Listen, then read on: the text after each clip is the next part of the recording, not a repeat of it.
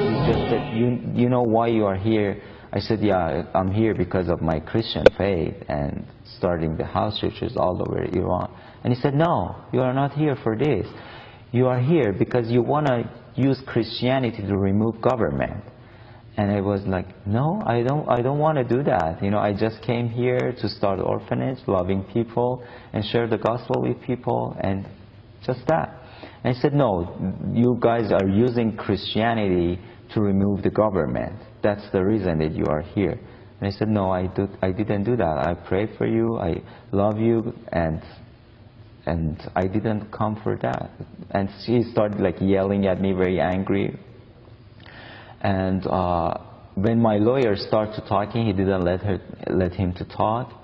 And so after 10 minutes, they said to the guards that you can take them back to prison. When they sent me to the other solidarity, which Amir Hekmati, the Marine, was over there, and they bound my eyes, they took me to his room, and I've been there, I think, for almost 60 days. In the same room with Amir Hekmati? Yeah. You guys talk about things? I mean, or communicate with each other? Or? Yeah, first when I removed my eye band, and I saw her, I was like, got very heartbroken to see what they did to our Marine. You know, I saw his eyes was completely black. He got so thin, very weak, and I started crying. You know, it's like, that's a real war, that's a real fight, you know.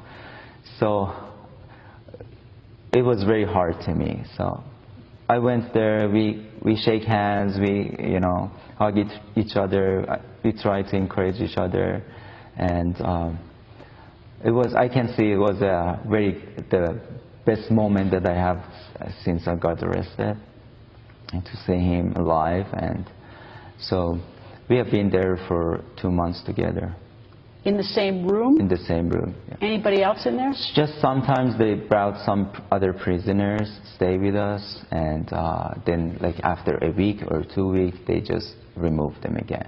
How did you pass time, you and Amir Hekmati, for those 2 months? That was the most hardest thing in prison, especially in the solidarities like that, because there is nothing to do. So I made a plan that I can talk to him, encourage him, and mostly, personally, I was praying. You know, the best thing that I could do over there was like praying each day, hours and hours, sometimes more than 20 hours. I just prayed and prayed, and it was wonderful time with the Lord. I enjoy it. But the other thing, they didn't give us book to read, they didn't give us our own clothes, they didn't give us, you know, nothing. It was just me and him in a room, nothing to do. For 2 months? For 2 months. Actually, he was over there for more than a year in the same room when I met him. And but after coming out from Solidarity and seeing one person that you can talk, it was like a heaven, you know.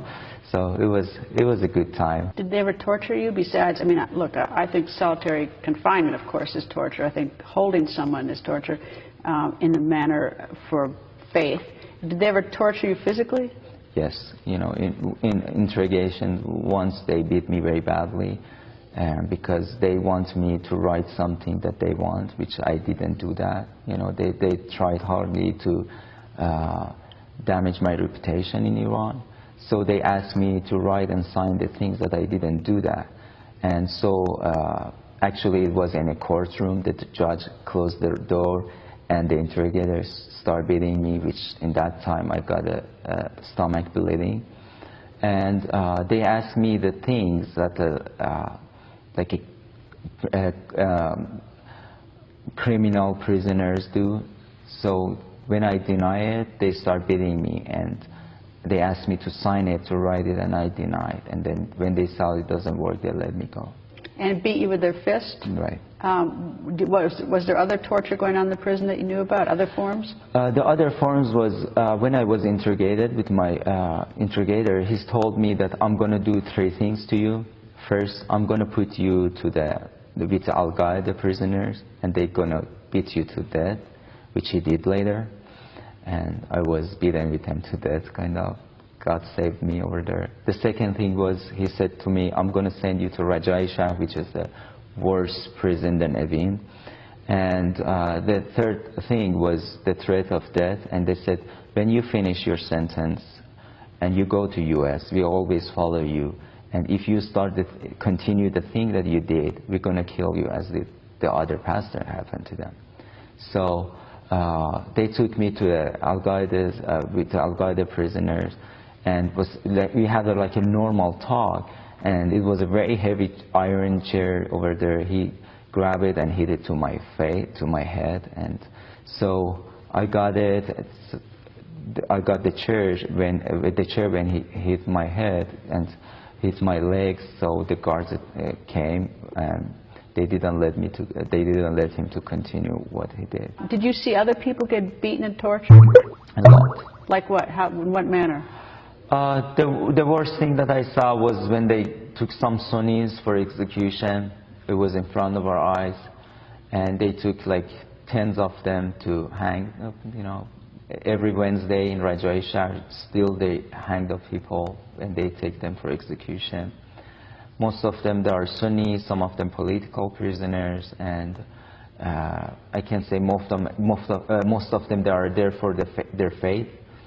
And so when they want to take them, you know, they were scared. And so, like the soldier, they take their hands, their feet, you know, grab them, and you know, like when they take a lamb for a slaughtering. So, and they were yelling. Some of them they were crying, and some of them they wet themselves. So, it was very, very graphic things, you know, when I saw when they took people for execution.